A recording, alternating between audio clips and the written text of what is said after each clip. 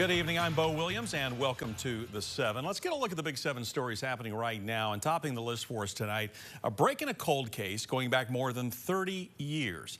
Now, the Roane County Sheriff's Office and the TBI are asking for your help tonight. You know, back in 1987, a burnt body was found behind a dumpster on Decatur Highway in Kingston.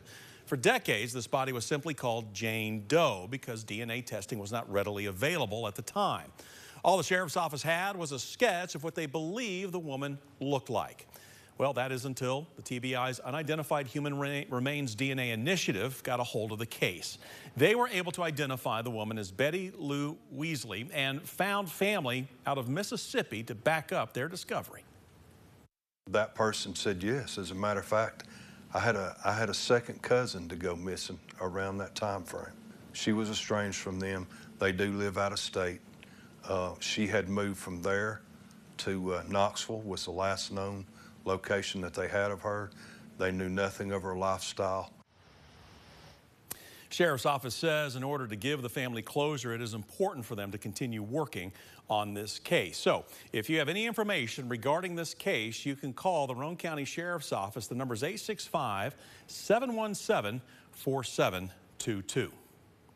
An update now on that breaking news we told you about at 6 o'clock tonight, a vehicle fire causing slowdowns on I-640. Take a look. This was video from about 45 minutes ago showing that burning vehicle, and you can see the smoke rising there. First responders on the scene. It's right at the exit ramp. This is at the 8-mile marker, heading on the Millertown Pike, westbound side of 640. At one point, traffic was being sent up the ramp with the interstate lanes blocked.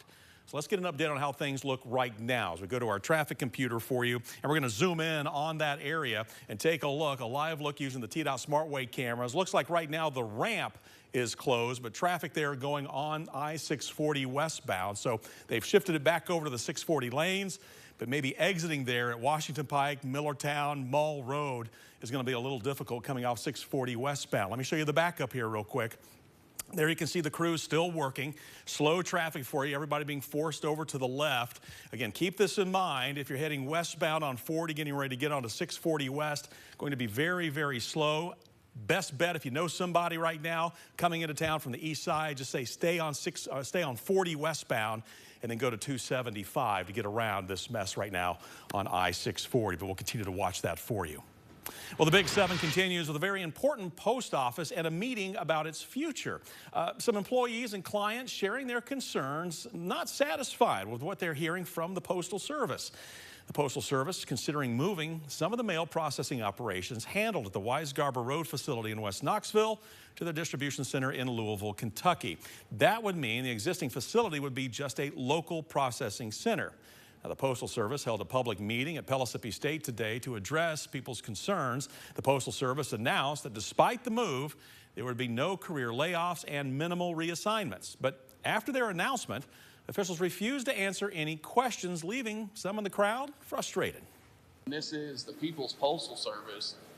It is an atrocity. This affects customers.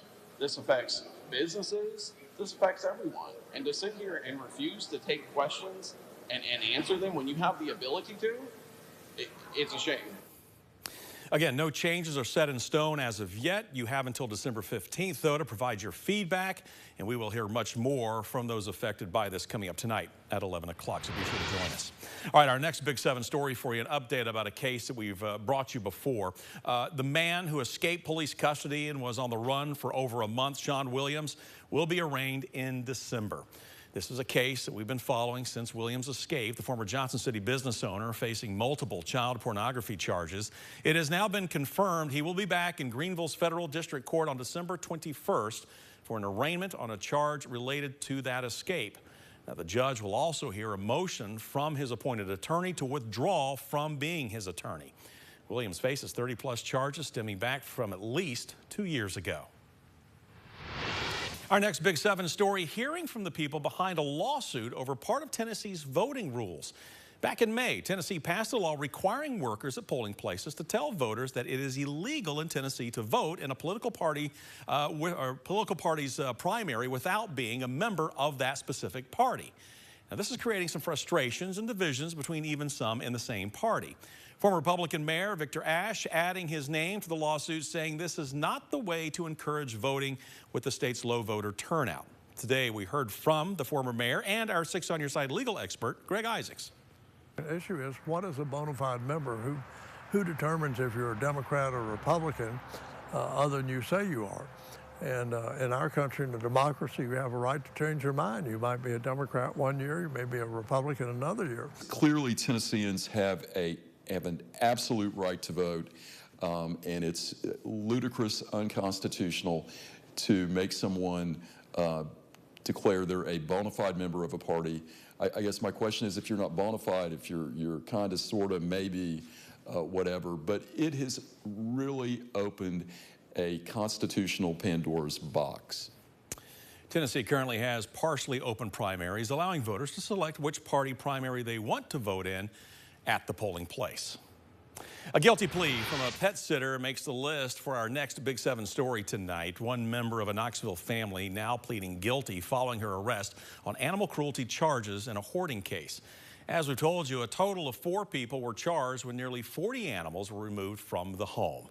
Haley Morris entered a guilty plea on the aggravated animal cruelty charges and a violation of a vaccination law. That comes with a sentence of roughly 4 years of supervised probation. This happened back in April when the 4 were arrested and charged each with 2 counts of aggravated animal cruelty, among other charges. Now, according to the affidavit, 35 animals were found alive, 5 were found dead. Guinea pigs were found with no food, water. Cats were found under the home in cages with no food and water. Dogs were forced to live in feces and urine covered floors and walls. An effort to cut down on car break-ins. That's next on our next Big 7 story for you tonight. The holidays continue to draw near. They're almost here, right? And the chance for car burglaries is even higher. We're on your side tonight with how the Knoxville Police Department is working now to help remind everyone of ways to prevent becoming a victim. KPD has new signs that are being posted around the city, sharing tips to mitigate the chance of burglary. These, often look for unlocked cars, open windows to minimize the chance of getting caught. Police say they are trying to use every avenue available now to spread awareness and tell people to be vigilant. We're always looking to find ways to get those messages out there. Social media, traditional media, but trying to find other ways to get the message of those tips that residents can use and park visitors can use, just to make sure that they're always checking that box and taking a few extra steps to make sure that they're protecting themselves and their property. KPD says overall car burglary numbers are down 33% this year. With the added awareness, officers hope those numbers continue to trend down through the holiday season. From avoiding car break-ins to one crashing into a school. That's next on our Big 7 at 7 as we move along here. Take a look. We're getting answers about how this pickup crashed into Russellville Elementary School in Hamlin County this week.